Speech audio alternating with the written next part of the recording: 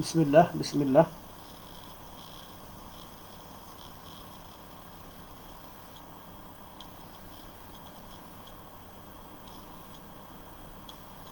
Bismillah, bismillah. Wassalatu wassalamu ala Rasulillah.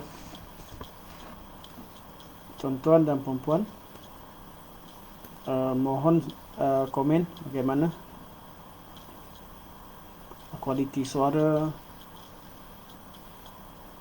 kualiti video dimaklumi tak dapat diubah sebab tapi kameranya hanya satu, tapi kualiti audio macam mana suara sampai, insyaAllah kita tunggu sebentar sahabat-sahabat kita masuk, insyaAllah.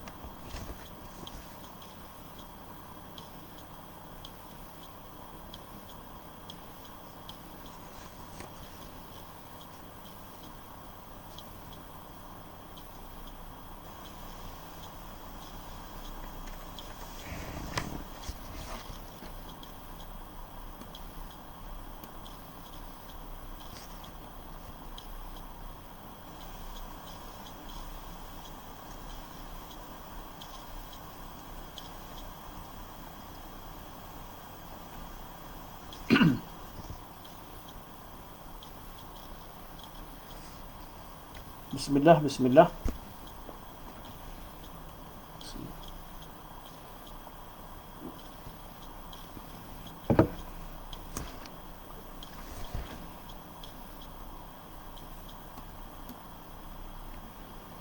Okey tuan-tuan, kita mula sebentar lagi. Dalam seminit dua, sementara tunggu sahabat-sahabat kita masuk. Tuan-tuan yang bersama saya sekarang boleh komen sedikit, adakah suara clear, sebutkan tempat dan suara clear ataupun tidak.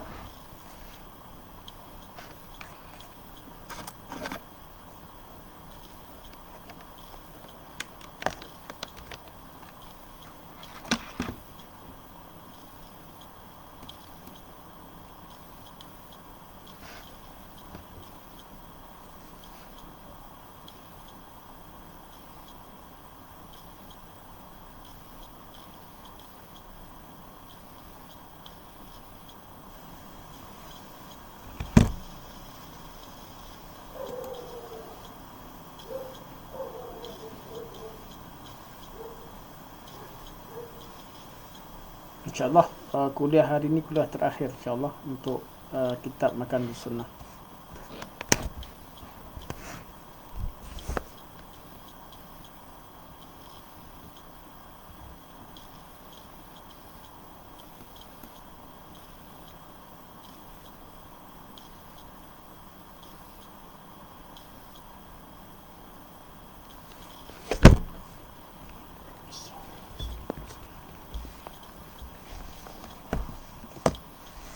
Okey, insyaAllah kita mulakan.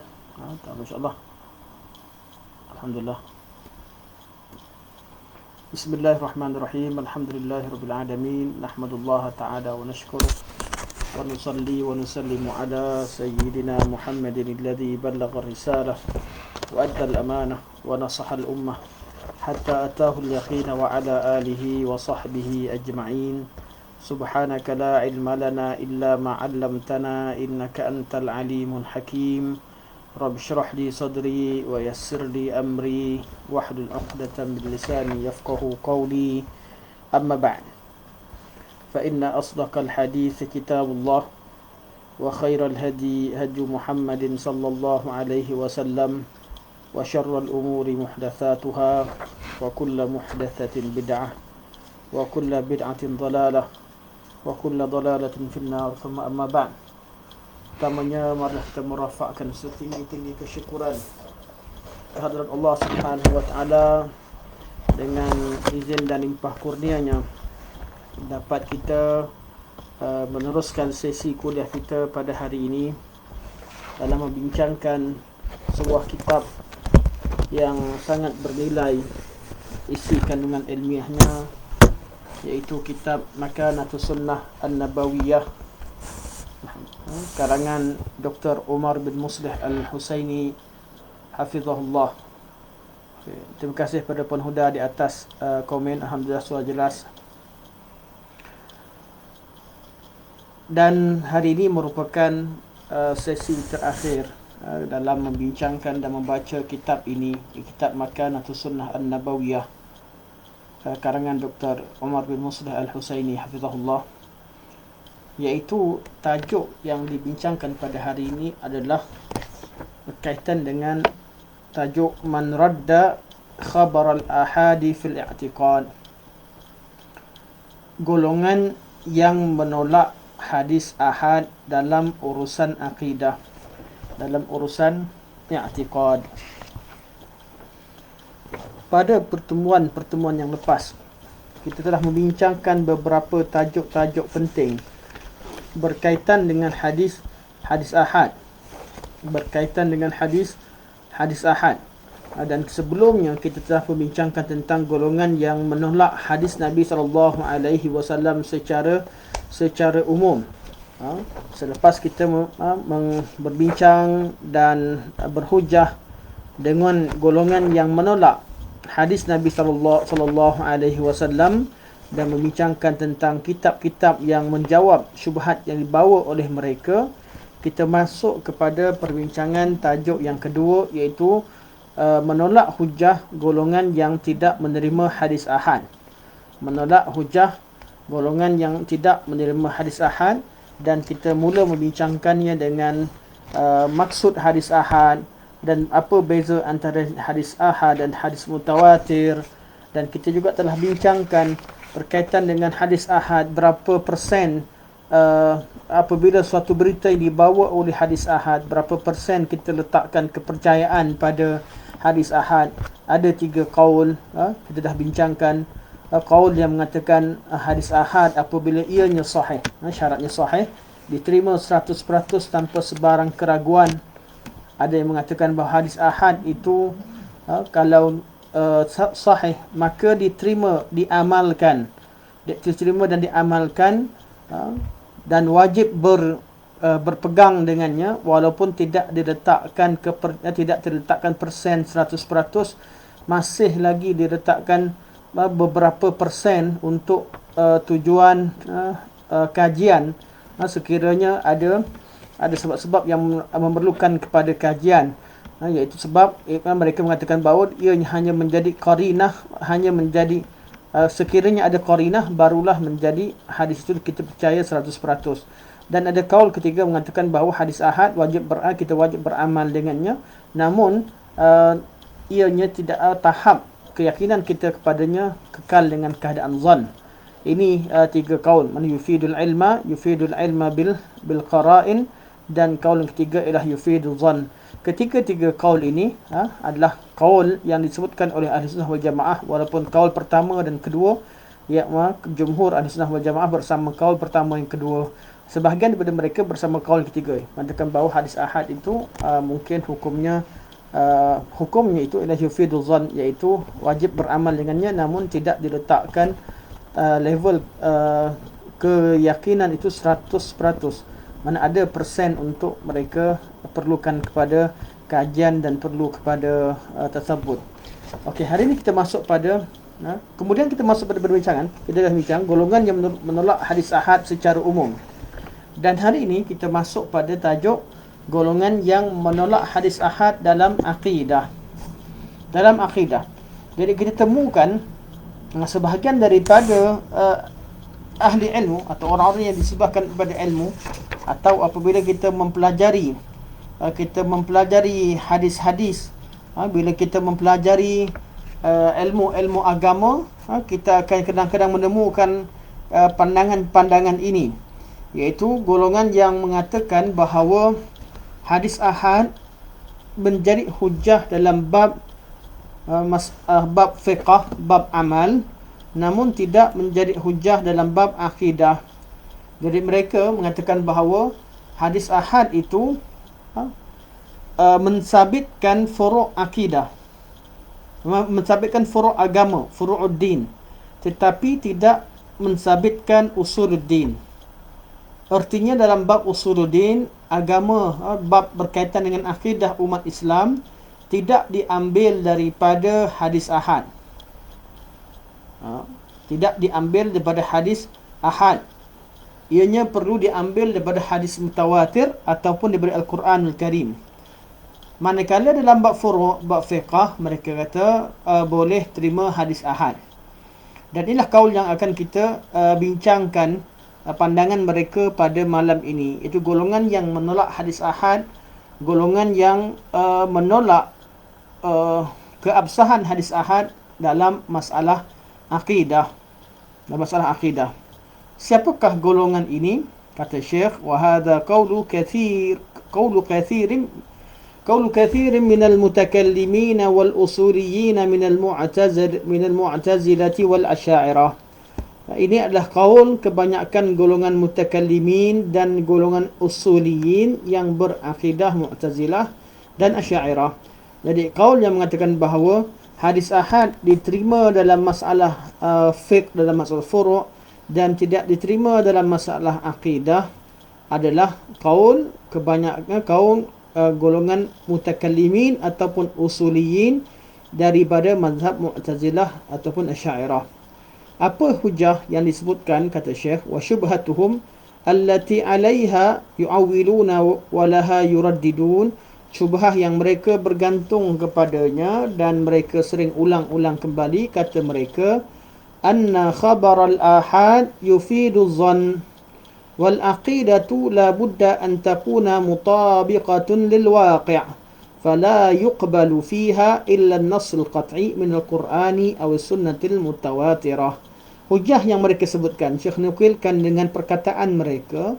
Syekh mengatakan bahawa mereka berhujah dan mengatakan bahawa hadis-hadis ahad, iaitu hadis yang diriwayatkan, tajuk hadis ahad hari ini yang dimaksud hadis ahad ialah hadis ahad yang sahih. Hadis-hadis yang sahih walaupun levelnya ahad, ya, hadis-hadis yang ahad walaupun ianya sahih, ia menghasilkan ilmu zanni, iaitu mengandungi maklumat dan berita yang mana level kepercayaan kepada berita tersebut adalah berbentuk zanni, iaitu tidak mencapai 100%. Mereka tidak tolak. Mereka tidak tolak hadis ahad dengan mengatakan bahawa hadis ahad tidak boleh terima. Mereka kata hadis ahad, isi kandungan yang terkandung dalam hadis ahad itu boleh diterima, namun bukan 100%, level kepercayaan yang perlu diletakkan kepada berita yang terkandung hadis ahad.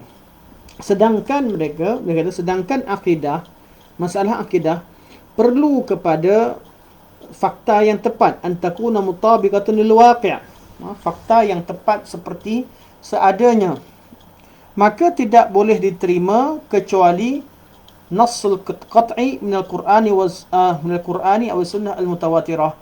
Maka dalam bab akidah mesti ada nas, mana nas ini sebutan yang jelas secara qat'i dalam Al-Quran ataupun sunnah al-mutawatirah atau sunnah mutawatirah. Okay, jadi kata mereka, hadis ahad mengandungi maklumat yang zanni, iaitu suatu sangkaan yang kuat bahawa ianya sabit, cuma tidak 100%. Akan tetapi dalam masalah akidah, kita perlu pastikan suatu perkara itu 100%, baru kita boleh terima berita yang boleh kita pastikan ianya 100. Masalah akidah perlukan kepada perlukan kepada keabsahan maklumat 100%. Jadi mereka kata hadis ahad tidak mengandungi maklumat 100%. Okey, daripada ini, sebelum kita bincang lebih detail dan membincangkan secara ilmiah bagaimana kita menjawab syubhah ini ataupun pandangan ini, kita tahu bahawa setelah kita belajar bahawa pendapat berkaitan hadis ahad, mana kaul yang mengatakan bahawa hadis ahad tidak diterima akidah adalah pecahan daripada golongan yang mengatakan hadis ahad yufidu dhann. Level kepercayaan hadis ahad hanya tidak mencapai 100%, mungkin 95, 96, 97 ada persen yang tak sampai untuk diletakkan 100%.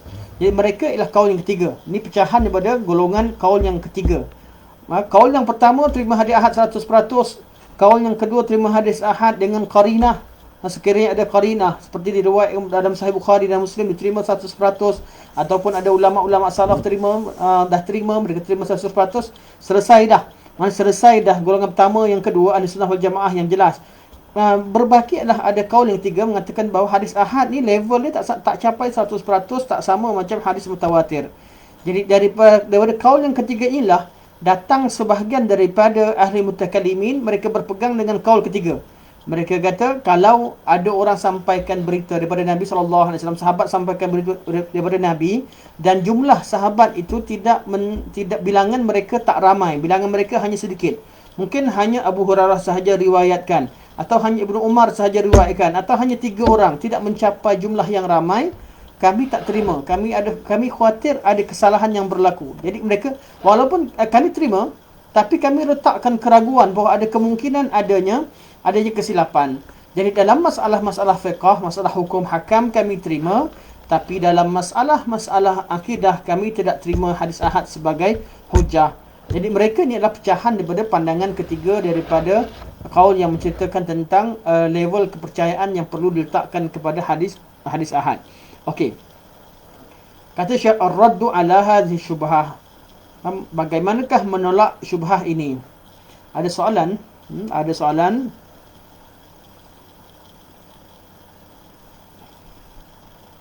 Ustaz katanya ada akidah usul dan furu'. Jadi macam mana Ustaz? Macam mana nak tahu? Contohnya macam mana? Okey, saya akan jawab nanti insya-Allah.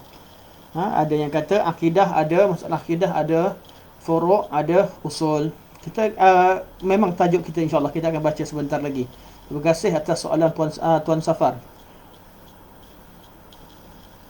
Seterusnya Puan Mimi kata kami tak dapat pun. Maksudnya suara tak sampai ke Puan Mimi? Kalau tak jelas, kalau suara tak dengar, kalau tak dengar, okey, saya Tuan Safar, suara dengar ke? Suara? Tadi Puan Huda komen pada awal kuliah, suara jelas. Saya tak pasti sekarang ni suara jelas atau tidak.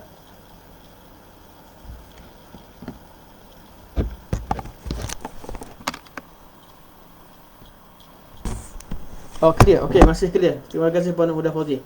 Kita doakan Puan Mimi insya-Allah dapat okey, ampang clear alhamdulillah. Jadi suara saya masuk, mungkin ada masalah. Okey, kata Tuan Safar pun suara cantik. Okey, jadi kita teruskan insya-Allah. Okey, jadi macam mana berhujah dengan pandangan ini? Macam mana ingin menjawab hujah pandangan ini? Mereka alhamdulillah, terima kasih pada yang komen, alhamdulillah clear. Okey. Pertama, kata Syekh, alhamdulillah. Awalan kata Syekh, pertama sekali yang kami ingin tanyakan, anna nutalibuhum bi farqin sahihin bainama yajuzu ithbatuhu bi khabaril wahid min ad-din wa ma la yajuz. Jadi kata Syekh, pertama sekali kami ingin tanyakan dulu, kami nak faham dulu pandangan kalian, ataupun kami nak dapatkan penjelasan daripada kalian. Iaitu kami mohon dapat disebutkan perbezaan yang jelas, farqun sahih. Dapat diletakkan had perbezaan yang jelas dalam masalah agama. Dalam masalah agama ini, iaitu dalam berhujah dengan hadis ahad, masalah apa yang boleh kita terima, masalah apa yang kita tak boleh terima. Hadis Nabi SAW yang sahih, kalau ahli sunnah wal jamaah seperti yang disebutkan sebelum ini, dibincangkan bahawa yang mereka hiraukan adalah hadis itu sahih ataupun tidak. Kalau ianya sahih daripada Nabi SAW, tiada keraguan, maka mereka terima. Tak kiralah hadis ahad ke atau mutawatir. Sebab apa mereka kata begitu? Sebab pembahagian hadis kepada mutawatir dan ahad sekalipun tidak pernah dibincangkan oleh ulama salaf. Ulama salaf hanya membincangkan hadis itu sahih ataupun tidak. Jadi sebab itu didapati bahawa hadis-hadis akidah yang tercatat dalam kitab-kitab ulama salaf, dalam riwayat-riwayat sahabat, dalam kitab-kitab tafsir, dalam kitab-kitab muwatta'at, dalam kitab-kitab musannafat, dalam kitab-kitab hadis secara umumnya adalah hadis ahad. Jadi pada zaman mereka, mereka tidak pernah membahagikan hadis kepada mutawatir dan ahad. Mereka hanya membincangkan tentang hadis ini sahih ataupun tidak. Mereka bertanyakan tentang sanad, tentang perawi hadis itu seorang yang adil dan dhabit ataupun tidak. Ya, mereka tak pernah bezakan hadis mutawatir ataupun ahad. Apatah lagi mereka bincangkan tentang menolak hadis ahad dalam bab-bab tertentu. Malah ulama hadis termasuk Al-Khatib Al-Baghdadi pada kurun yang kelima, ketika beliau memasukkan perbincangan hadis mutawatir dan ahad dalam kitab beliau Al-Kifayah sekalipun, beliau bukanlah bertujuan untuk menolak hadis ahad.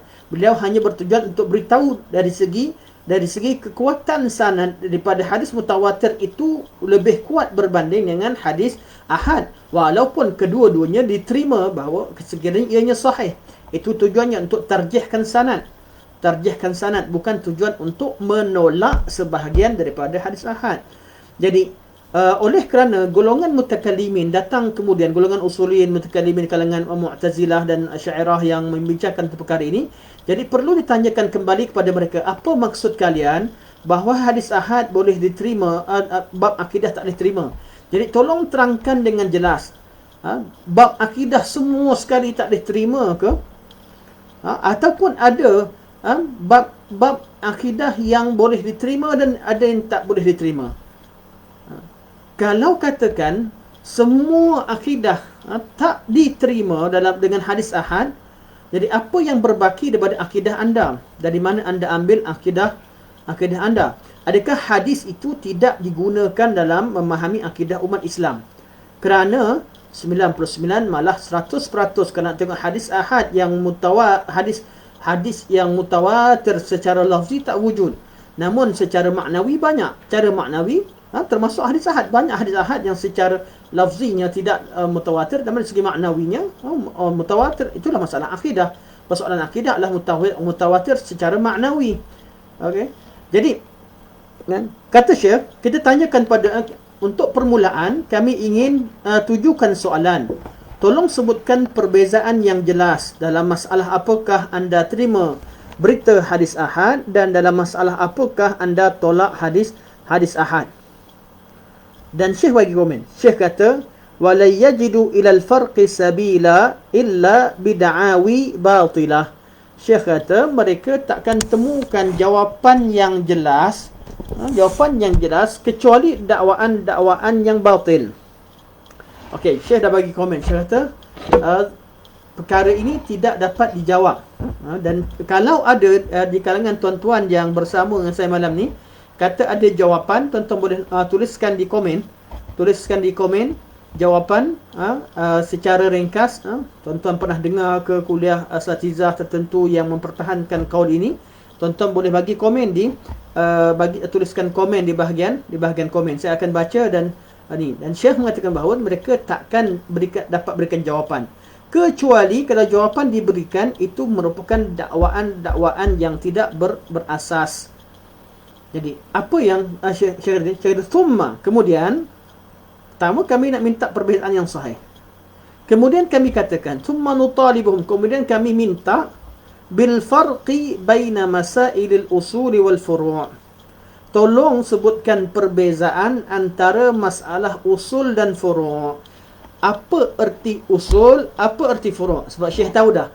Pertama, mereka tak ada jawapan. Kecuali mereka akan jawab. Mereka kata, hadis ahad diterima dalam masalah furu', tidak diterima dalam masalah usul. Ni soalan Tuan Safar. Tuan Safar. Okay. Jadi mereka kata, hadis ahad diterima dalam bab furu', iaitu bab fiqh, dipanggil sebagai bab furu', dikatakan sebab furu'. Dan yang kedua, hadis mutawatir, hadis ahad tidak diterima dalam bab usul. Jadi Syekh tanya, apa beza antara furu' dan usul? Sebab sebelum pergi lebih jauh, kenapa perbincangan usul dan furu' ni keluar dan hadis ahad diterima? Nak tetapkan, mereka tujuan ahli ilmu bincangkan perkara ini sebab dia ada kaitan dengan masalah yang mendatang. Kalau dikatakan hadis ahad diterima dalam bab hadis ahad, mereka sepakat, hampir semua, sama ada golongan Mu'tazilah ataupun Asy'ariyah, di kalangan usulin mereka dan mutakallimin ketika membincangkan masalah ini, mutakallimin dan usulin yang berakidah dengan Mu'tazilah dan Asy'ariyah sering mengemukakan pandangan bahawa hadis ahad diterima dalam bab furu', tidak dalam masalah usul. Ini hujah mereka. Dan memang itulah jawapan yang diterima, dan Syekh mengisyaratkan awal-awal itu dakwaan yang tidak jelas, yang tidak memberi hujah yang jelas. Cuma inilah dia yang mereka sebutkan jawapannya usul dan furu'. Jadi Syekh tanya, apakah kriteria ataupun apakah takrifan usul dan furu' dalam pandangan kalian? Bila soalan ini dikemukakan, akan timbullah macam-macam jawapan. Okey, tuan-tuan yang bersama saya, tuan-tuan boleh tolong jawab. Apa sekadar yang tuan-tuan tahu, apa makna usul, apa makna furu'? Sebab semua ahli kalam mengatakan bahawa bab furu' kami terima hadis ahad, bab usul kami tak terima. Ini jawapan yang kita dapat daripada kitab-kitab golongan usuliyin dan mutakallimin, daripada golongan Mu'tazilah dan Asy'ariyah dalam masalah ini. Jadi apa yang tuan-tuan dengar, okay, mereka kata usul kami tak terima, bab usul kami tak terima hadis ahad, bab furu' kami terima. Jadi apa yang pernah tuan pernah dengar, apakah perbezaan antara usul dan furu'? Istilah yang selalu kita dengar, kita nak pastikan apakah dia usul, apakah dia furu', supaya kita tak nak orang bermudah-mudah. Bila dia nak terima, dia nak wajibkan orang, dia kata ni usul. Bila dia rasa tak kena dengan pandangan dia, dia nak tolak, ini masalah furu'. Okey. Kalau ada, tuan-tuan dapat bagian jawapan? Kita hari ni berborak sebentar. Kalau ada jawapan yang tuan dengar, apa beza usul dengan furu' pada golongan yang mengatakan bahawa kami terima hadis ahad dalam bab furu', dalam bab furu' tapi tak terima dalam bab usul.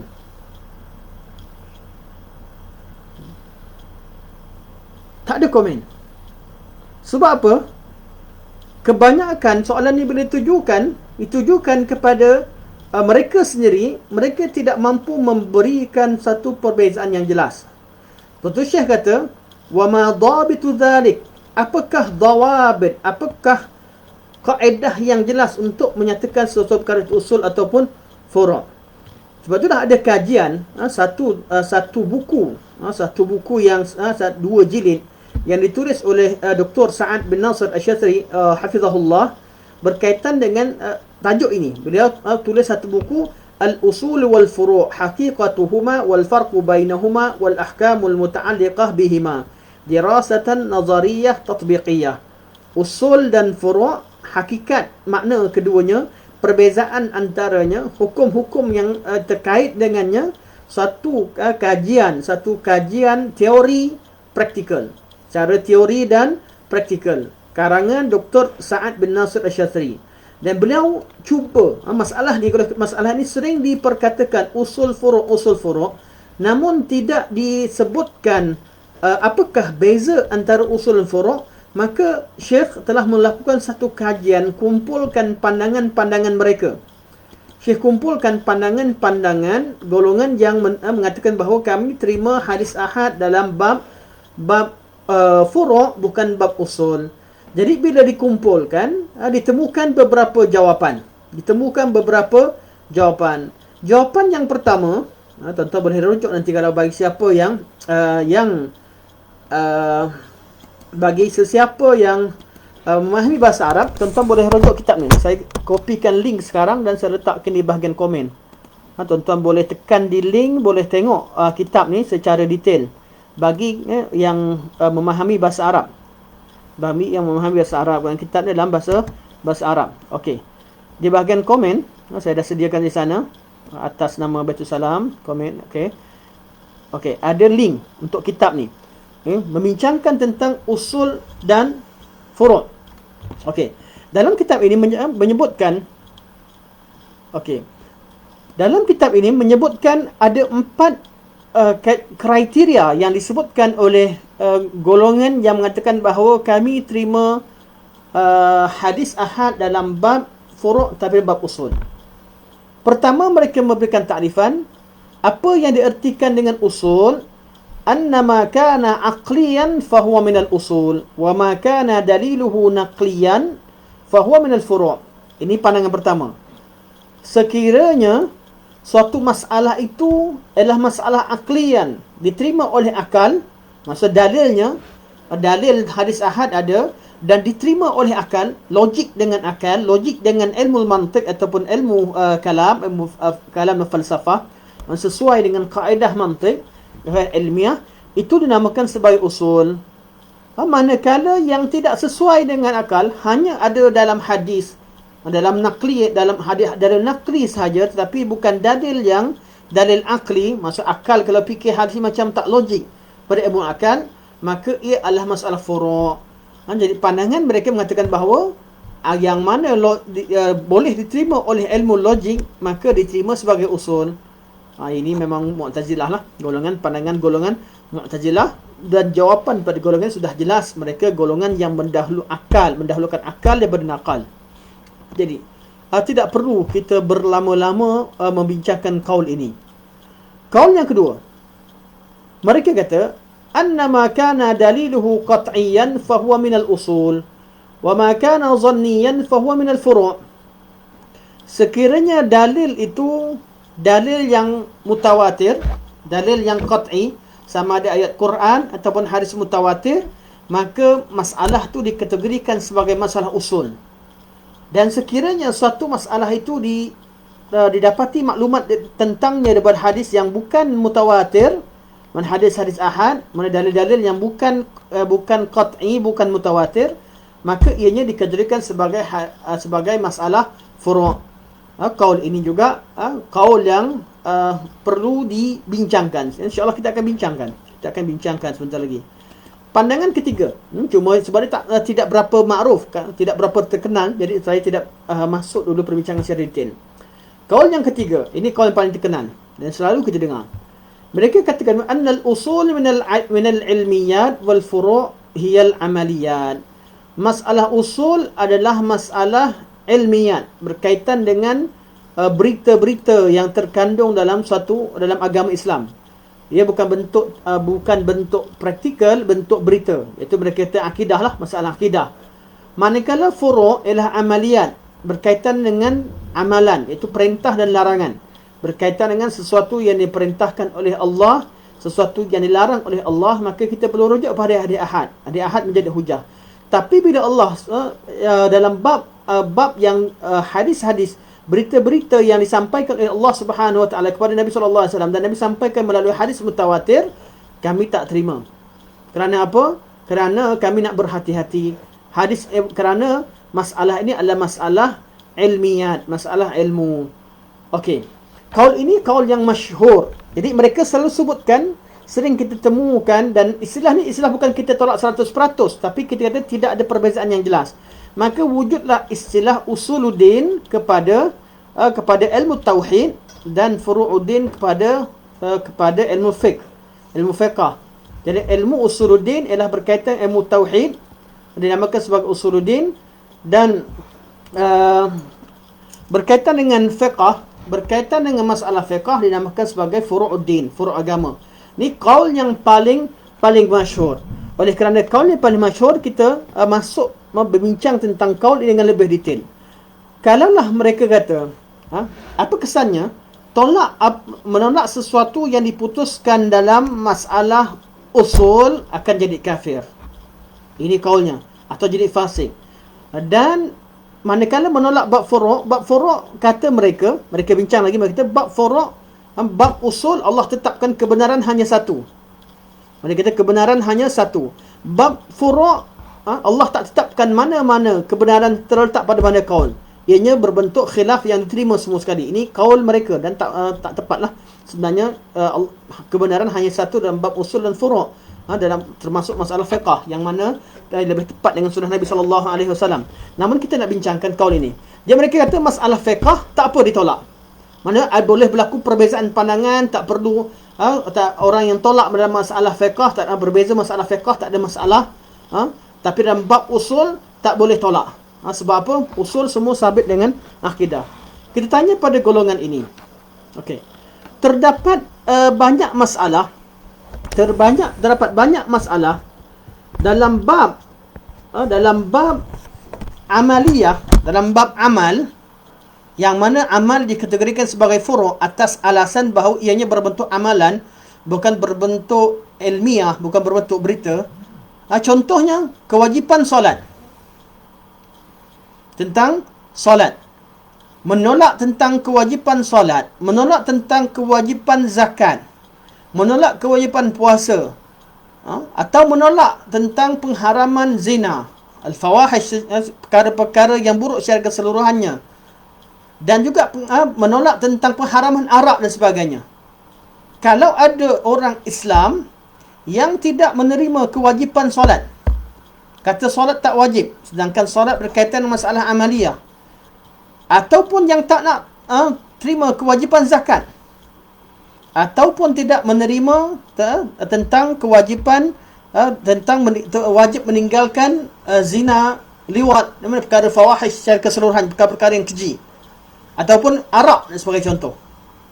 Adakah mereka ini dikatakan mereka ini melakukan khilaf yang boleh diterima, ataupun boleh bertolak ansur dengan mereka? Kerana masalah ini masalah furu'. Kalau ikutkan pembahagian anda, usul berkaitan dengan berkaitan dengan i'tiqad, dan furu' berkaitan dengan amalan. Dan saya pernah sekali pernah berbincang dengan seorang ustaz tentang masalah ini, ketika dibincangkan tentang istighathah, apabila orang pergi beristighathah, menyeru nama orang-orang tertentu ahli kubur, mungkin disebut nama wali-wali tertentu, beristighathah dan memanggil, menyeru, meminta tolong dengan mereka. Perbincangannya detail, cuma mereka, ustaz dia kata, masalah ini masalah furu', Syekh, masalah furu', sebab dia berkaitan dengan amalan. Bila kata amalan, masalah furu'. Jadi ini masalah fiqh, ini bukan masalah akidah. Jadi saya dengan spontan saya tanya pada mereka, kalau dia masalah fiqh, tolong tunjukkan mana kitab fiqh yang cerita tentang masalah ni. Jadi masalah pada pembahagian kaul 3, mereka kata bab usul adalah berkaitan dengan ilmi, berkaitan dengan akidah. Furu' berkaitan dengan fiqh, bukan akidah, berkaitan dengan amalan-amalan harian. Jadi masalah yang berlaku pertama, bab amalan harian, ada amalan-amalan harian yang mana orang yang menolak kewajipannya dihukumkan sebagai kafir. Menolak kewajipan solat, bukan yang malas, yang menolak kewajipan solat, yang menolak kewajipan zakat, puasa, yang menolak hukum haramnya zina, yang menolak hukum haramnya liwat, yang menolak hukum haramnya arak, dan sebagainya. Al-ma'lum min ad-din bid-darurah. Jadi masalahnya apa? Kaedah yang mereka letakkan tidak jelas. Tidak jelas. Itu pertama, bab amaliyah. Bab ilmiah pula, bab kepercayaan pula, ada berlaku khilaf. Ada khilaf yang berlaku bab ilmiah, yang mana apabila seseorang berbeza pandangan dalam bab tersebut, ulama kata tak kafir, termasuk mereka sendiri. Ibnu Abbas berbeza dengan Sayyidina Aisyah radhiyallahu anha. Adakah Nabi SAW melihat Allah ataupun tidak ketika dia mi'rajkan?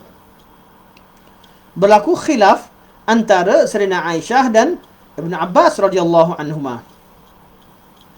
Masalah ini masalah yang mu'tabar.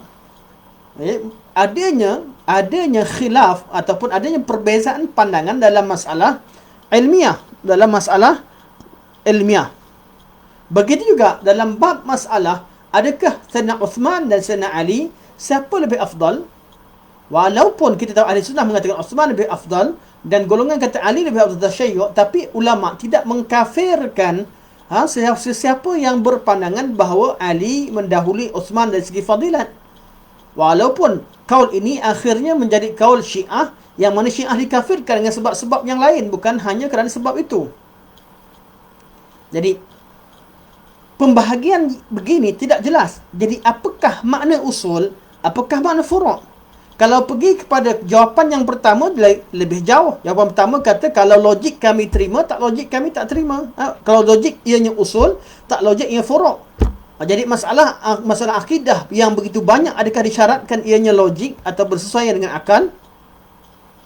Tidak ada perbezaan yang jelas.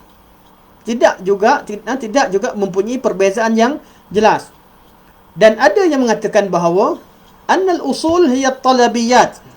Wal furu' hiya al khabariyat. Terbalik daripada kaul pertama. Usul ialah berkaitan dengan apa yang Allah perintah dan apa yang Allah larang. Ni usul. Mana tak boleh siapa menyelisihinya. Furu' al khabariyat berkaitan dengan berita, khabar-khabar berita.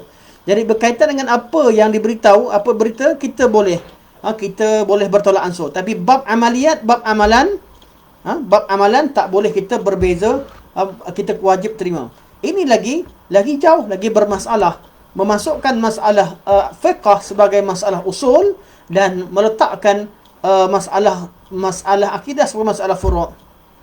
Jadi daripada apa yang disebutkan berkaitan dengan usul dan furu', yang mana menolak usul boleh jadi kafir ataupun fasik, dan menolak furu' adalah dibenarkan ataupun tidak menerimanya atau mengerapiinya dibenarkan, yang mana menyebabkan usul dan furu' ini melibatkan takfir ataupun tidak, melibatkan tafsik ataupun tidak. Perbezaan bila disebutkan usul furu' dengan kaedah begini, perbezaan antara usul dan furu' sekalipun tidak jelas, tidak disebutkan. Malah Syekh ketika buat kajian secara detail, Syekh mengatakan bahawa tidak ada satu takrifan yang jelas. Apatah lagi kalau dipraktikkan terhadap hadis Nabi SAW. Ya, hadis Nabi kata kami terima bab usul, kami bab furu'. Bab usul kami tak terima, bab furu' kami terima. Kalau hadis ahad, dia macam mana praktikan? Sedangkan usul furu' pun tak jelas. Malah nak pastikan hadis mutawatir ataupun ahad ni satu cerita. Kemudian nak pastikan usul atau furu' pun ada masalah yang kedua. Jadi macam mana nak matchingkan? Macam mana kita nak berakidah? Berapa hadis ahad yang kita temukan dalam akidah? Kalau dah terima bab akidah sekalipun, kita nak matchingkan dengan kaedah usul dan furu' sekalipun, jadi pening. Jadi kenapa jadi pening? Kerana apa yang dilakukan itu bukan daripada agama Islam, tidak dibincangkan dalam ulama-ulama salaf dahulu. Sebab tu Ibn Taymiyah rahimahullah mengatakan bahawa penggunaan istilah usul dan furu' tidak ada masalah. Tetapi jangan dijadikan dasar usul dan furu' itu untuk mentakfirkan orang yang menolak urusan yang dikatakan usul dengan kaedah yang tak jelas, ataupun memberikan ruang kepada sebahagian pada golongan menolak isi kandungan hadis-hadis ahad yang berkaitan dengan furu' dalam pandangan mereka atau dalam dakwaan mereka. Jadi hadis ahad, kata Ibn Taymiyah rahimahullah, hadis ahad terima atau tidaknya hadis ahad bukan bergantung pada usul dan furu'. Hadis ahad perlu dilihat dari segi kesahihannya, sahih ataupun tidak. Jadi kalau kita kembalikan kepada kaedah yang dilakukan oleh ulama salaf, iaitu kalau hadis tu sabit dan sahih dengan syarat-syarat yang ketat, dengan diketahui bahawa dan adanya qarinah, sama ada diterima 100% ataupun dengan qarinah. Kita ambil kaul yang ada qarinah yang jelas bahawa kaul ini adalah kaul, hadis ini hadis yang diterima, dianya sahih dan diterima oleh umat. Malah masalah akidah secara keseluruhannya mutawatir dari segi isi kandungan dan maknanya. Satu lagi, hadis ahad, masalah akidah bukan sabit dengan hadis ahad sahaja. Masalah akidah sabit dalam Al-Quran, sabit dalam hadis Nabi SAW dengan banyak hadis. Sebahagian daripada yang mutawatir, sebahagian daripada ahad. Yang ahad pula, hadis ahad yang diriwayatkan diterima secara mutawatir oleh ulama Islam sejak daripada awalnya. Jadi kaedah yang mengatakan bahawa kami terima hadis ahad dalam masalah fiqh tapi tak terima hadis ahad dalam masalah akidah ialah kaedah yang tidak jelas. Kaedah yang tidak jelas dan tidak mempunyai pembahagian yang jelas.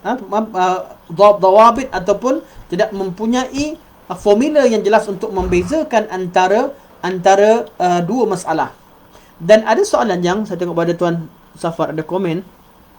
Saya baca sikit komen sementara kita bincang. Okay, Ustaz, katanya ada akidah usul dan furu', jadi macam mana nak tahu? Contohnya macam mana? Okey. Kemudian bila mereka kata akidah, ini soalan seterusnya. Baik, soalan baik. Perbincangan seterusnya. Ada mengatakan bab mereka kata akidah ni usul, fiqh ni furu'. Masalah seterusnya berlaku apa? Didapati bahawa mereka sendiri berbeza pandangan dalam masalah akidah. Terutamanya dalam bab asma' dan sifat. Bab asma' wa sifat, Okay. Didapati bahawa mazhab mereka sendiri berbeza dengan sesuatu yang mutawatir dalam Al-Quran dan mutawatir dalam sunnah berkaitan dengan sifat-sifat Allah Subhanahu wa taala. Ini merupakan suatu perkara yang mutawatir, bukan ahad. Hadis yang mengisbatkan sifat-sifat Allah Subhanahu wa taala, okay, adalah hadis mutawatir secara maknawi. Malah diriwayatkan hadis berkaitan dengan nuzul Allah Subhanahu wa taala, ada 28 orang sahabat yang meriwayatkannya. Jelas 28 ini adalah mutawatir. Bukan sekadar 28, dalam Al-Quran berpuluh-puluh ayat cerita tentang nuzul. Mana sama ada nuzulullah atau nuzulnya kalamullah, atau Allah menurunkan, atau inzal. Nuzul, inzal, tanzil, masalah berkaitan ini berpuluh-puluh ayat berkaitan dengan masalah tersebut, mengisyaratkan Allah tu di atas dan sifatnya Allah menurunkan, dan Allah juga turun. Hadis turun khas secara bab turun nuzulullah itu ada diriwayatkan dalam hadis, tak sebutkan Al-Quran tapi disebutkan dalam hadis, dan 28 orang sahabat yang meriwayatkannya. Jadi macam mana, kenapa tak terima? Akan ada jawapan yang kedua. Mereka kata dalam masalah akidah pun ada usul dan furu'. Dan ini yang dikemukakan oleh Tuan Puan Safar, Utai Safar. Beliau tanyakan dalam komen, macam mana kata dalam akidah ada usul dan furu'. Jadi masalah yang kedua. Soalan yang sama ditujukan kepada orang yang mengatakan bahawa dalam akidah ada usul dan furu'. Apakah akidah? Masalah mana yang usul, yang dalam bab akidah apakah yang dikatakan sebagai usul, dan bab apakah yang dikatakan furu'? Ini masalah yang kedua. Jadi masalah seterusnya bagi golongan ini, bab yang mereka terima mereka katakan usul, bab mereka tolak mereka katakan furu', walaupun dalam masalah akidah. Ini jadi masalah yang kedua. Jadi apa yang membezakan usul dan furu'? Soalan ni kita kemukakan pada pandangan ini. Tapi untuk ulama salaf mudah. Ahlussunnah wal Jamaah sejak dulu lagi hadis, pastikan kesahihan dalil. Selepas dipastikan kesahihan dalil, hadis sahih daripada Nabi SAW, tiada syak, dan sabit daripada sahabat-sahabat riwayat kepada Nabi, sabit dengan jelas, dengan nas, diterima. Sama ada dalil itu Al-Quran ataupun hadis Nabi SAW. Dan tidak ada perbincangan mutawatir ataupun ahad. Yang penting sahih ataupun tidak. Mutawatir, ahad, perbincangan kemudian yang hanya dibincangkan kemudian pada bukan generasi awal di kalangan ulama sunnah. Dalilnya mereka meriwayatkan hadis ahad dalam kitab-kitab akidah yang mereka karang, dalam kitab-kitab tafsir dan kitab musannafat, muwatta'at, dan keseluruhannya riwayat-riwayat hadis yang mereka riwayatkan hadis ahad, dan mereka terima dan mereka jadikan itu sebagai sumber agama mereka. Seperti mana disebutkan oleh Ibn Abdul Bar dan juga ulama-ulama yang lain. Jadi ulama salaf mudah, tak ada masalah berkaitan, tak ada dah perbincangan macam ni. Jadi mereka dah selesai dah, mereka dah lepas kaedah salaf, kaedah ulama salaf, kaedah ulama Ahlussunnah wal Jamaah di kalangan ulama salaf selesai, tak ada masalah. Kerana mereka menerima hadis Nabi SAW yang mereka tengok sahih ataupun tidak. Kalau didapati sahabat berbeza pandangan, mereka katakan itu masalah khilaf. Ada khilaf dalam masalah akidah. Tapi khilaf masalah akidah, khilaf yang sangat sedikit, dan yang sedikit itu tidak boleh dikiaskan kepada masalah yang lain. Selesai. Kenapa Aisyah dengan Ibn Abbas ketika dia kata khilaf di kalangan sahabat berlaku, walaupun diketahui bahawa pandangan Aisyah lebih tepat. Nabi hanya melihat Allah, Nabi hanya melihat nur, bukan melihat zat Allah Subhanahu wa taala. Pandangan Aisyah lebih tepat. Namun tetap dikatakan bahawa kalau ada orang berpandangan dengan seperti pandangan Ibn Abbas, tidak masalah, kerana dah berlaku khilaf pada zaman salaf. Dia bukan perkara ijma'. Namun masalah isbatkan arash, masalah nuzul, masalah wajah, masalah yad dan sebagainya, ini masalah yang diijma'kan oleh salafus salih. Sudahlah dalil Al-Quran ada, dalil sunnah ada, ulama salaful ijma' dengannya, baru datang orang mempersoalkan kemudian. Jadi apa yang dipersoalkan tidak menjadi hujah ke atas golongan sebelumnya. Kaedah Ahlussunnah jelas. Tapi kaedah ini kita nak bincang kaedah golongan yang tak nak terima hadis ahad dengan membahagikan agama kepada furu' dan usul. Kemudian kita tanya apa beza antara furu' dan usul? Kebanyakannya akan jawab usul adalah masalah akidah, furu' adalah masalah fiqah. Kita tanya apa? Okey, kalau macam tu masalah fiqh, ada tak masalah fiqh yang ditolak menyebabkan orang tolak masalah fiqh tapi menyebabkan jadi kafir? Wujud. Ada tak masalah akidah kalau orang tolak tapi tak jadi kafir? Wujud. Jadi artinya kaedah tidak jelas. Okey, biarkan dulu perbincangan. Biarkan dulu perbezaan ini. Masuk pada bab, katakanlah betul pembahagian tersebut. Okey, furu'. Kita tanya, okey, masalah akidah sekarang. Adakah semua masalah akidah adalah usul menyebabkan tak ada khilaf berlaku padanya, tidak berlaku khilaf padanya? Mereka akan jadi masalah. Sebab mereka sendiri banyak berbeza pandangan dalam masalah akidah. Kalau bincangkan dalam kitab-kitab Ilmu Kalam, banyak masalah akidah yang mereka berbeza pandangan padanya sesama mereka. Jadi mereka kata bab akidah pun ada usul dan furu'. Dan yang paling utama kalau nak bezakan apa? Bila kita bawakan ayat Quran mengisbatkan sifat-sifat Allah yang jelas dalam Quranul Karim seperti sifat istiwa, mereka kata ini adalah masalah furu'. Sejak bila masalah ini masalah furu'? Sedangkan masalah diijma'kan dan masalah disebutkan dalam Al-Quran. Jadi dengan kaedah yang mereka letakkan bahawa yang mana qat'i adalah furu' usul, tu masalah satu lagi. Ada yang kata furu' tu yang qat'i, yang furu' itu tidak qat'i, yang usul qat'i. Habis arash, Allah istiwa di atas arash qat'i. Okey. Jadi seterusnya masalah yang berlaku, mereka tidak dapat membezakan. Bila katakan akidah ada usul dan furu', mereka dapat bezakan apakah dia usul, apakah dia furu'. Kecuali kalau mereka nak katakan, ya masalah furu', kalau yang dimaksudkan itu betul lah. Mereka kata usul adalah suatu perkara yang diijma'kan oleh ulama salaf. Furu' adalah masalah yang dibincangkan kemudian atau berlakunya khilaf di zaman salaf, mana zaman di kalangan sahabat dan golongan ulama salaf. Okey, ya, kita terima pandangan tersebut. Sekiranya itu yang dimaksudkan. Namun apa yang disebutkan itu tiada kaitan dengan masalah menolak hadis ahad ataupun tidak. Tidak kaitan untuk menolak mana-mana akidah yang telah sabit secara ijma' atau secara mutawatir dalam akidah Islam. Sedangkan golongan ini mereka tolak, dalam tujuan mereka bincangkan masalah ini adalah untuk tolak masalah-masalah akidah, hadis-hadis yang diriwayatkan dalam masalah akidah yang mana jalan datang daripada hadis-hadis ahad.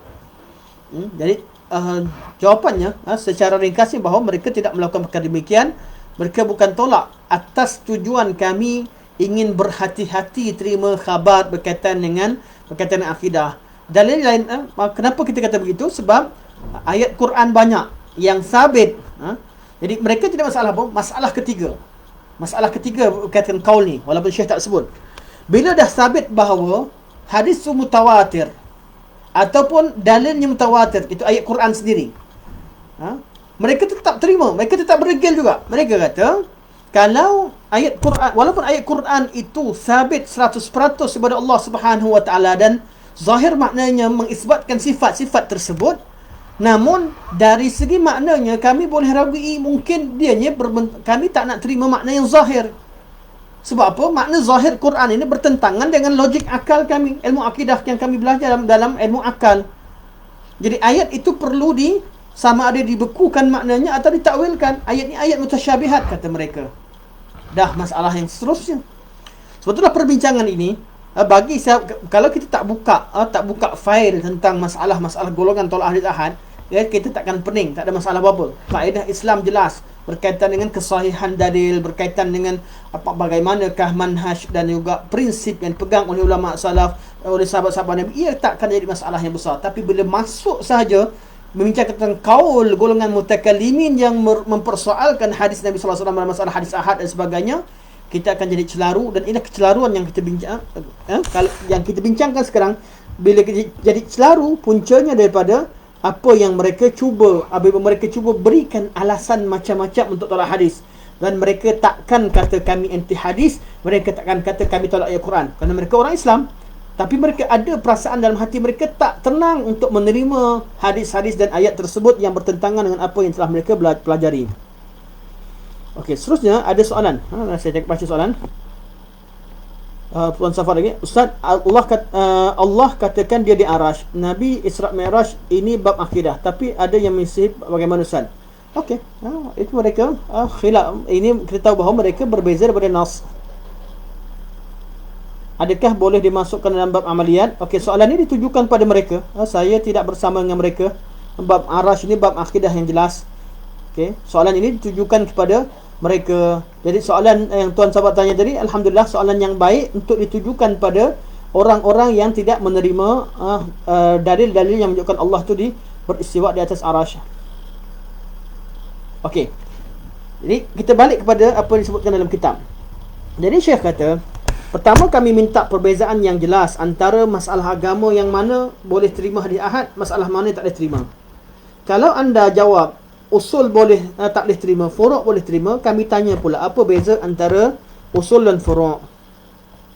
Dan kami tanya seterusnya, apakah beza masalah yang mana orang yang apakah beza orang yang menolak hadis hadis ahad, orang tolak hadis, tolak makna hadis ahad, yang mana berdosa, yang mana tak berdosa. Orang intihad tak terima hadis dan bagi alasan hadis tu ahad. Tolong terangkan kepada kami siapa yang berdosa, siapa yang tak berdosa. Nabi dah beritahu hadisnya sahih, kemudian tolak atas alasan hadis ahad. Jadi tolong beritahu pada kami siapa yang berdosa, siapa yang tak berdosa ketika menolak hadis Nabi SAW dalam masalah ini. Dalam masalah ini, itu dalam menolak hadis atas alasan hadis ahad. Apa beza jelas golongan anti hadis dengan golongan yang tolak hadis atas alasan ianya ahad? Sedangkan kita tahu bahawa 90% hadis Nabi SAW atau lebih daripada itu, hadis Nabi adalah hadis ahad. Okey, dan seterusnya saya tanya, wa mal farqu bainal matlub minhu al-qat' al-yaqini wa ma yakfi fihi bizann. Tolong bezakan juga masalah agama yang manakah yang perlu dalil yakini, masalah agama mana yang perlu pada dalil zan. Semua ini disebutkan oleh Ibnu Qayyim rahimahullah dan kitab beliau Mukhtasar As-Sawa'iq. Dalam kitab Mukhtasar As-Sawa'iq. Ini pertama. Jadi cara jawab dengan golongan ini dengan kita kemukakan soalan-soalan. Dan kita ketahuilah bila soalan ini kita kemukakan akan timbul orang yang akan marah. Bila ditanyakan soalan ini, mereka kata, siapa yang tanya soalan-soalan macam ni adalah orang yang cuba nak timbulkan huru-hara lah, cuba buat provokasi dan sebagainya.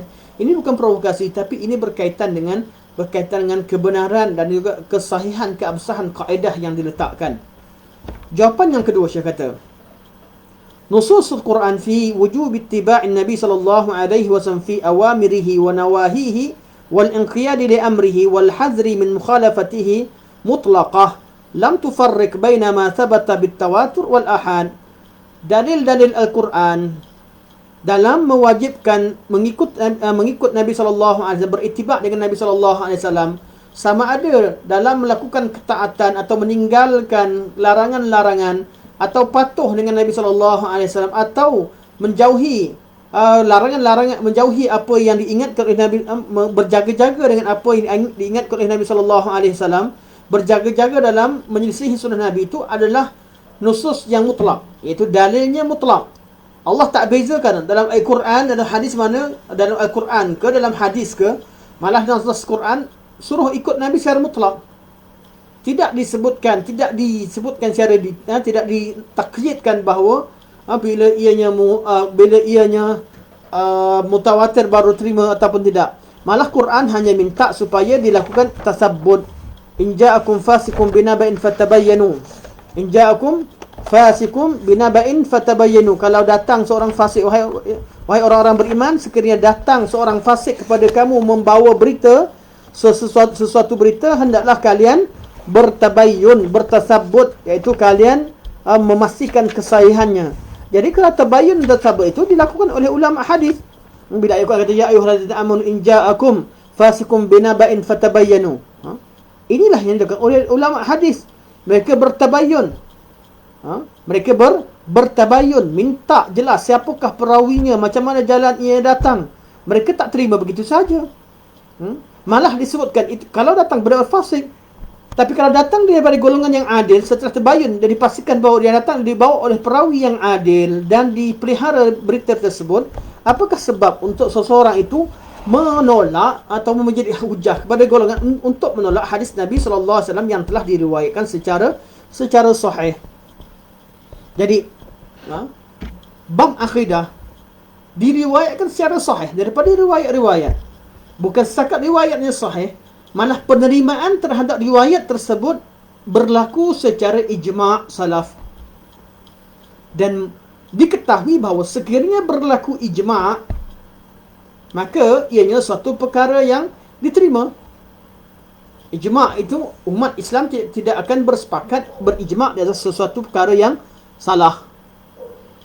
Perkara yang salah. Ini hujah kedua. Saya kata ayat Quran tidak membezakan. Ayat Quran itu mutlak, tidak membezakan antara mutawatir dan ahad.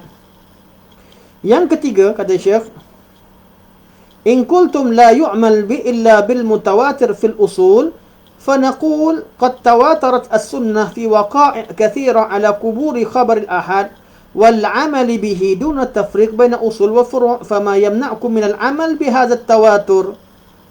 Okey.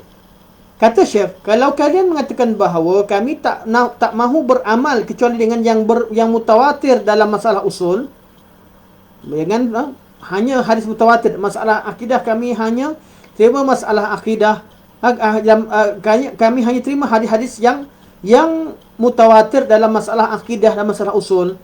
Kata Syekh, telah pun berlakunya riwayat secara mutawatir dalam sejarah umat Islam dan sejarah Nabi SAW menerima hadis-hadis ahad dan beramal dengannya. Maka apakah yang menyebabkan kalian tak nak terima lagi mengamalkan berita-berita yang terkandung dalam hadis ahad? Telah sabit dalam sejarah-sejarah Islam bagaimana Nabi SAW hantar utusan-utusan ke negeri-negeri tertentu, membawa surat dan juga kiriman Nabi SAW, surat kiriman Nabi kepada raja-raja Arab. Nabi kirimkan sahabat pergi mengajar, sekumpulan sahabat, sekumpulan kecil, hantar mereka untuk mengajarkan Al-Quran, mengajarkan akidah. Telah sabit dalam sunnah Nabi, sabit dalam riwayat golongan sahabat, tabi'in, tabi'in, mereka semua beramal dengan hadis-hadis ini. Jadi ianya sabitnya perkara tersebut berlaku secara mutawatir. Kenapa kalian tak nak terima? Dan yang keempat, kata Syekh, ittifaqus sahabah wat tabi'in 'ala al-amal bil ahadits min duni tafriq bainahuma hatta 'inda man yara anna khabar al-ahad yufidu dhann. Berlakunya ijma', ittifaq antara sahabat dan tabi'in dan keseluruhan mereka beramal dengan hadis-hadis tanpa membezakan antara ahad ataupun mutawatir.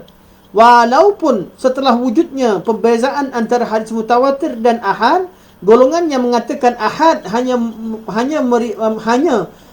level kepercayaan atau level berita keyakinan terhadap ahad tidak mencapai 100%, mereka tetap menerimanya sebagai suatu perkara yang wajib diterima dalam agama dan diamalkan. Mereka bukan bincangkan bila hadis ahad yufidu dhann, mereka tolak hadis ahad. Tidak. Sebab itu berkata Ibn Abdul Bar, selepas beliau menukilkan tentang wajibnya, menukilkan bahawa adanya pandangan menerima hadis ahad ini, hadis ahad ini dipercayai beritanya 100% ataupun ada persen untuk kita membincangkannya, iaitu tidak 100%. Mereka semua ini, kata Ibn Bar, setelah beliau bawakan semua pandangan berkaitan dengan hadis ahad, menerima 100% atau tunggu ada qarinah untuk terima 100%, atau kata ianya kekal zanni, iaitu 90 atau 96% atau 95 tak sampai 1%. Kata Ibn Abdul Bar sebagai komen akhir dalam bab membincangkan tentang keabsahan berita yang terkait hadis ahad, kata mereka, kata Ibn Bar, wa kulluhum yarwi khabar al-wahid al-adl fi al-i'tiqad wa yu'adi wa yuwali 'alayha wa yaj'aluha syar'an wa dinan fi mu'taqadihi. Ala dhalika jama'atul ahli sunnati wal jamaah. Kata Ibn Bar, walaupun mereka membincangkan tentang keabsahan berita dalam hadis ahad, sama ada ianya diyakini 100% ataupun diyakini 100% setelah adanya qarinah, seperti diriwayatkan Bukhari dan Muslim dan diriwayatkan oleh imam-imam dan sebagainya, ataupun mereka mengatakan bahawa hadis ahad itu membawa berita yang zanni, iaitu tidak mencapai 100% tapi dekat dengan 100%. Semua mereka ini menjadikan hadis ahad sebagai sumber agama, sebagai sumber syarak, dan mereka menjadikan ia sebagai urusan akidah mereka, dan mereka berwala dan barak dengannya, dan mereka memusuhi siapa sahaja yang menentang dengan hadis tersebut, dan mereka mempertahankan hadis-hadis tersebut. Ini disebutkan Ibn Abbas rahimahullah, dan inah di akidah Ahlussunnah wal Jamaah. Nampak bagaimana Ibn Bar, walaupun beliau membincangkan tentang masalah apakah hadis ahad ini mencapai level yaqini ataupun tidak, atau hanya setakat zanni. Kata Ibn Bar, ketiga-tiga kelompok yang membincangkan, ketiga-tiga kaul, mereka bincangkan bukan bererti nak tolak hadis ahad, malah mereka bincangkan hanya bab mentarjihkan, tapi bukan iaitu untuk mengetahui hadis mana yang lebih kuat dari segi pensabitannya, bukan untuk menolak hadis ahad. Hadis ahad walaupun tidak mencapai tahap ilmu yaqini, tapi mereka yakin bahawa Allah mewajibkan mereka beramal dengan hadis tersebut sekiranya ianya diketahui secara zanni sahih daripada Rasulullah SAW dan tidak ada sesuatu yang bertentangan dengannya. Kalau ada dalil pertentangan, akan ada perbincangan. Mana pasti takkan ada dalil pertentangan. Tapi kalau apa yang pertentangan itu hanya berlaku pada golongan ahli bid'ah yang membuat bid'ah mereka, yang membuat kaedah kemudian bertentangan dengan nas, itu salah mereka. Nas perlu diutamakan. Ada soalan seterusnya daripada Tuan Fadil Hisham, Abang Tengku Fadil Hisham bin Hashim. Assalamualaikum Ustaz, apakah seseorang yang menolak hadis ahad dalam akidah telah terkeluar dari kelompok ahli sunnah wal jamaah, yakni dia tidak telah termasuk golongan bid'ah?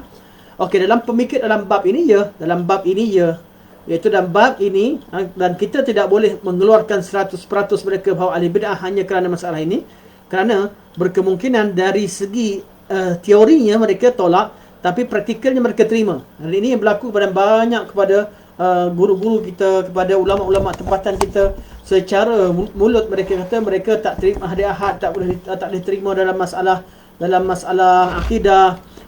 Kita hanya terima hadis-hadis yang mutawatir dalam masalah akidah begini dan begitu secara lisan.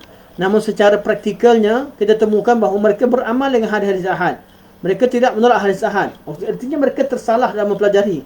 Contohnya hadis lebih afdalnya Nabi Muhammad sallallahu alaihi wasallam ke atas segala nabi dan rasul. Masalah pengisbatan syafaat Nabi sallallahu alaihi wasallam, syafaatul uzma di padang mahsyar, syafaat kepada ahlul kabair, ahli-ahli kabair di kalangan umat ini. Mukjizat Nabi sallallahu, masalah-masalah mukjizat Nabi sallallahu alaihi wasallam secara madiyah, secara zahir yang tak disebutkan Al-Quranul Karim. Masalah berkaitan dengan bagaimana awal penciptaan makhluk, berkaitan dengan sifat-sifat malaikat, jin, sifat-sifat syurga, neraka. Berkait bahawa syurga neraka telah wujud pada zaman sekarang, telah pun wujud sejak pada sekarang, sebelum hari kiamat.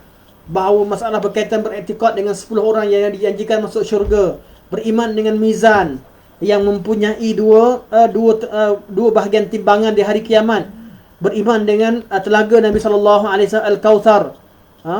Ada mereka beriman dengan qalam, beriman dengan bahawa Allah Subhanahu Wa Taala mengharamkan bumi memakan jasad golongan nabi-nabi dan rasul-rasul, beriman dengan tanda-tanda hari kiamat, beriman dengan keluarnya Dajjal, berkaitan Nabi Isa, ada, dan beriman dengan keluarnya Imam Mahdi menurut kaul-kaul yang ada di kalangan mereka, beriman dengan Nabi SAW bermi'rajkan ke langit yang paling tinggi, dan pendetilan yang ada dalam peristiwa Isra' dan Mi'raj, apa yang Nabi nampak, tanda-tanda kebesaran Allah Subhanahu Wa Taala. Jadi hakikatnya golongan yang menafikan ataupun dalam ketika berhujah mengatakan kami tak nak terima hadis ahad dalam masalah akidah sebagainya, hakikatnya mereka ketika berceramah, ketika mereka bercakap, ketika mereka menerima akidah, hakikatnya mereka tetap terima. Cuma mereka tak tahu, rupanya masalah-masalah ni hadis ahad. Hakikatnya secara fitrah semua orang bab mutawatir ahad, bukan semua orang tahu erti mutawatir ahad. Orang tahu hadis Nabi ke tidak, orang tahu. Tapi mutawatir atau ahad tak ramai orang tahu. Dan membezakan antara mutawatir ahad, hatta ahli ilmu al-hadis sendiri tak mampu bezakan dengan jelas. Dan menyatakan masalah mana yang kita bincangkan atas sekali, perbezaan, apatah lagi nak bezakan usul dan furu' sebagainya, masalah yang sangat detail yang makna tidak boleh dijadikan sebagai satu kaedah. Jadi kembalikan kepada asal, iaitu sekiranya hadis itu sahih daripada Nabi sallallahu alaihi wasallam, maka ianya perlu diterima. Sekiranya ia tidak sahih, maka ia tidak boleh diterima kecuali ada sokongan-sokongan yang jelas yang menunjukkan kesahihan isi kandungan hadis tersebut, sama ada diriwayatkan daripada riwayat sokongan riwayat yang lain, ataupun memang daripada perkara al-ma'lum min ad-din bid-darurah, sesuatu yang telah diketahui kebenarannya dalam agama dengan banyaknya dalil-dalil umum dalam syariat. Jadi kalau kita bincangkan tentang masalah ini, banyak lagi yang perlu dibincangkan. Kerana tolak satu persatu boleh kita sebutkan, dan bolehlah saya untuk akhir saya ringkaskan. Untuk kaul yang menolak hadis ahad dalam masalah akidah, pertama sekali kita kaul ini kaul yang tidak pernah diperkatakan, atau kita kata kaul mubtada'. Kaul mubtada' yang diada-adakan, kaul mubtada' atau kaul muhdas, sesuatu yang tak pernah dibincangkan dan diperkatakan oleh ulama salaf, kemudian hanya dibincangkan kemudian. Penisbahan kepada ulama salaf semuanya tidak tepat. Menisbahkan kepada Nabi SAW, peristiwa Nabi dengan Zuljadain adalah satu penisbahan yang tidak tepat. Menisbahkan kepada Abu Bakar menolak hadis Jaddah ada penisbahan tidak tepat. Menisbahkan kepada perbuatan Sayyidina Umar Al-Khattab yang menolak yang tidak menerima pada peringkat awal hadis Abu Musa Asy'ari, kita dah jawab adalah tidak tepat. Jadi penisbahan itu tidak tepat. Jadi kaul ini adalah kaul yang diada-adakan dan tak pernah dikatakan oleh salaf. Dan yang kedua, kalau kita tengok pada ayat Al-Quranul Karim, tengok pada hadis Nabi SAW, Allah mewajibkan kita mengambil ilmu daripada ahli ilmu, sama ada ahli ilmu itu seorang atau beramai.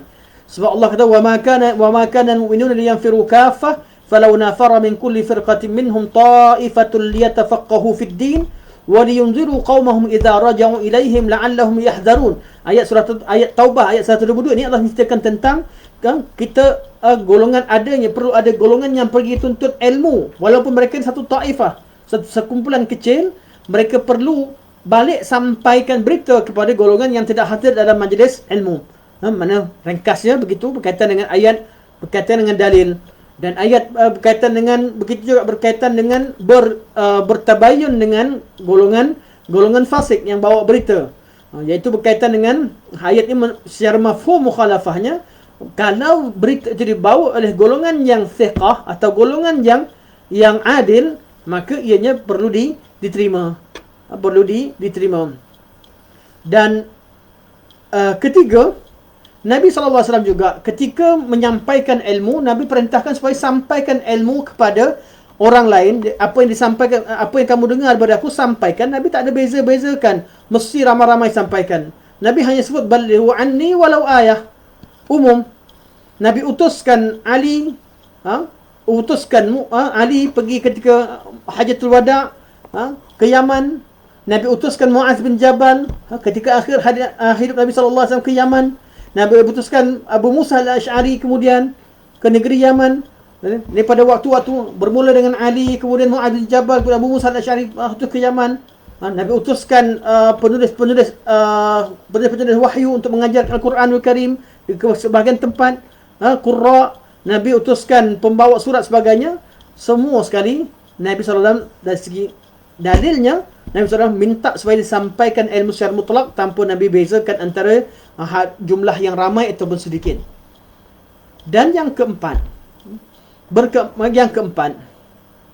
kalaulah kata kita perlu hanya terima hadis ahad, kita akan menjadi masalah tentang akidah umat Islam yang awal.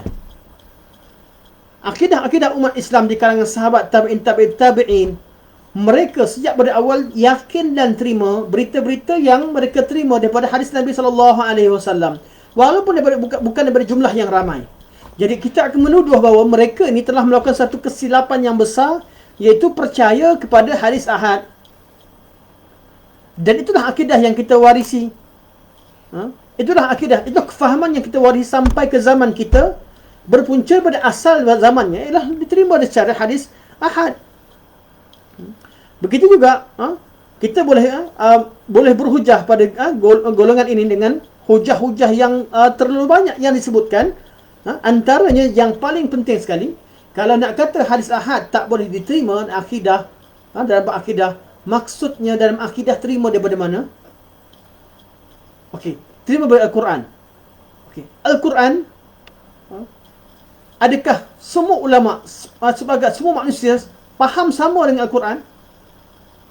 Jadi hadis Nabi perlu ditinggalkan secara keseluruhannya dalam akidah. Kita tak boleh terima ajaran akidah daripada hadis Nabi SAW. atau ada perkara ghaib. Dan masalah yang paling besar sekali, ayat Quran kalau sahih secara jelas maknanya, adakah anda terima? Tidak juga. Contohlah, masalah ini dikembali kepada masalah lain, iaitu tidak mahu menerima. Malah kalau kita tengok pada akidah-akidah yang kita terima daripada masalah seperti sebut tadi, akidah mereka adalah diambil daripada banyak sumber-sumber yang mereka pasti kebenarannya, walaupun kalau kita kaji balik, sebahagian pada masalah itu adalah masalah yang hanya diterima daripada hadis ahad. Jadi kalau ditanya, apakah seorang itu tolak hadis ahad dalam akidah telah terkeluar dari kelompok Ahlussunnah wal Jamaah? Dalam masalah ini, ya, orang yang tolak hadis ahad mereka bukanlah dari kalangan Ahlussunnah wal Jamaah. Namun secara umumnya, untuk menghukumkan kita perlu rujuk kepada masalah-masalah lain, perlu lihat kepada banyak masalah. Namun dalam masalah ini satu persatu, masalah menolak hadis ahad dalam akidah bukanlah manhaj Ahlussunnah wal Jamaah. Wallahu alam. Ada soalan lain sebelum kita tutup, insya-Allah? 10.54 sekarang. Okey, ini yang disebutkan oleh Syekh. Manakala bab terakhir yang Syekh sebutkan tentang kitab-kitab, Syekh menyebutkan ada 10 kitab yang membincangkan tentang penghujahan hadis ahad. Saya sebutkan nama kitab secara umum. Pertama, kitab karangan Imam Syafi'i rahimahullah, Jima'ul Ilmi. Dalam bab yang kedua, Hikayah Qaul man rad khabaril khasah. Ini istilah Imam Syafi'i rahimahullah.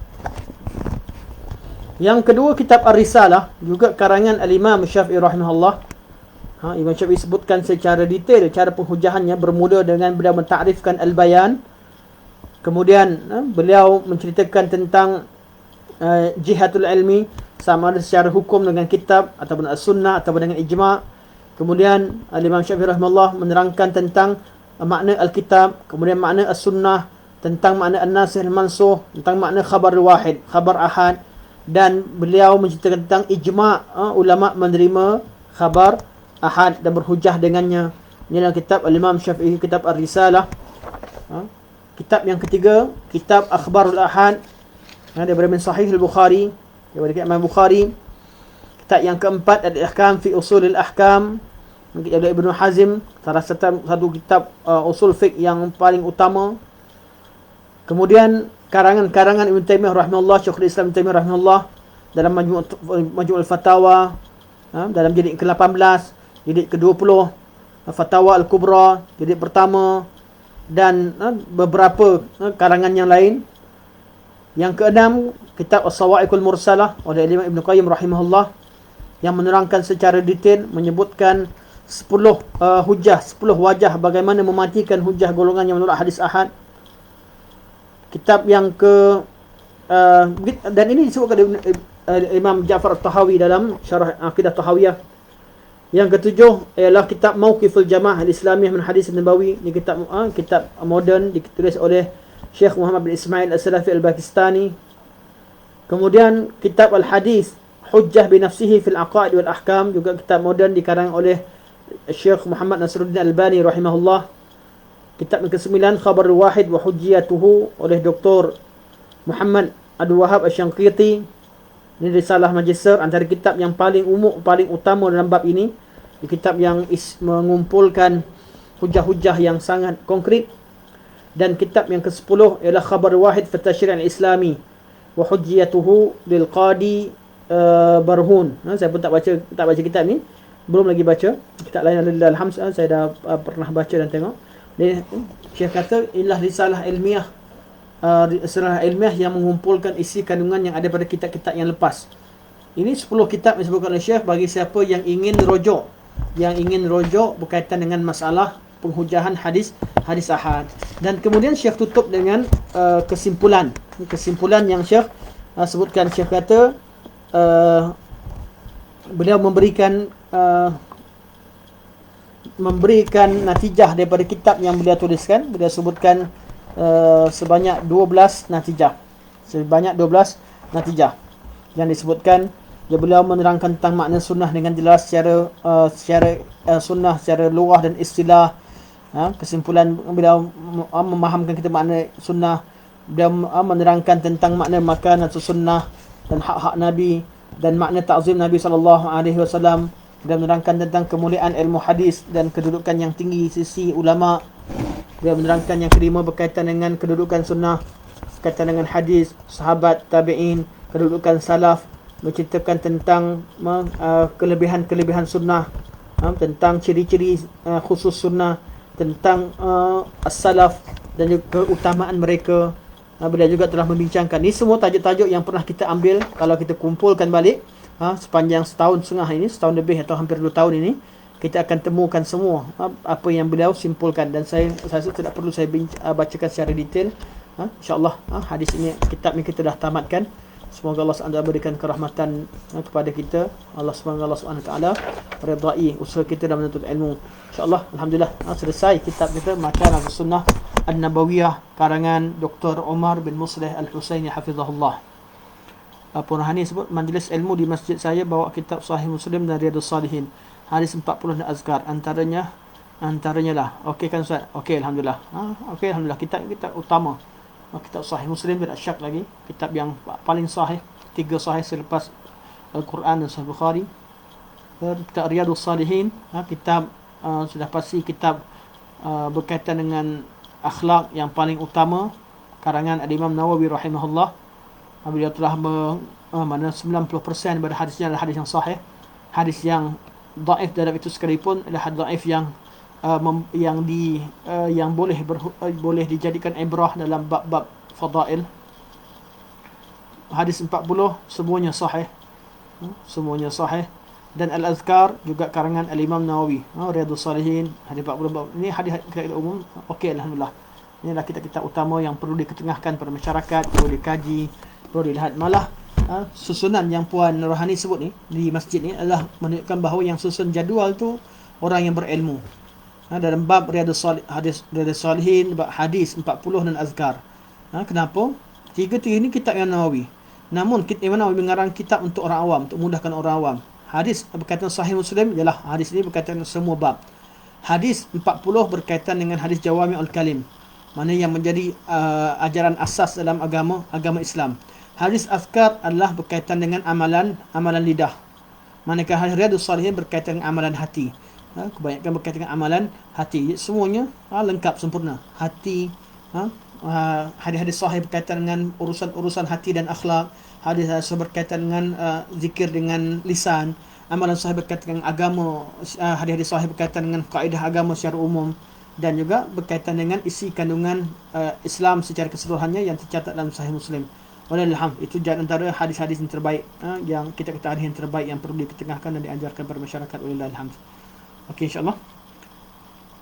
Dan insyaAllah sampai sini saja. Semoga Allah Subhanahu Wa Taala jadikan pertemuan kita pada malam ini pertemuan yang manfaat, yang baik daripada Allah Subhanahu Wa Taala, yang lemah kurang daripada saya sendiri. Semoga Allah Subhanahu Wa Taala menerima kebaikan yang ada padanya, dan Allah mengampunkan kesalahan-kesalahan sekiranya ia wujud. Dan semoga Allah Subhanahu Wa Taala jadikan kita semua di kalangan orang-orang yang sentiasa mendengar kebenaran dan ikut kepadanya, dan menjauhkan kita daripada golongan yang degil, tidak menerima kebenaran. Dan semoga Allah Subhanahu Wa Taala masukkan kita semua dalam syurganya di atas ketaatan kita kepada Allah Subhanahu Wa Taala. Okay, insyaAllah sampai sini saja. Subhanakallahumma bihamdika asyhadu an la ilaha illa anta astaghfiruka wa atubu ilaik. Wa sallallahu ala sayyidina Muhammad wa ala alihi wa sahbihi wa baraka wa sallam. Walhamdulillahi rabbil alamin. Sama-sama Rohani. Terima kasih semua sekali. Barakallahu fikum wa jazakum khairah. Assalamualaikum warahmatullahi wabarakatuh.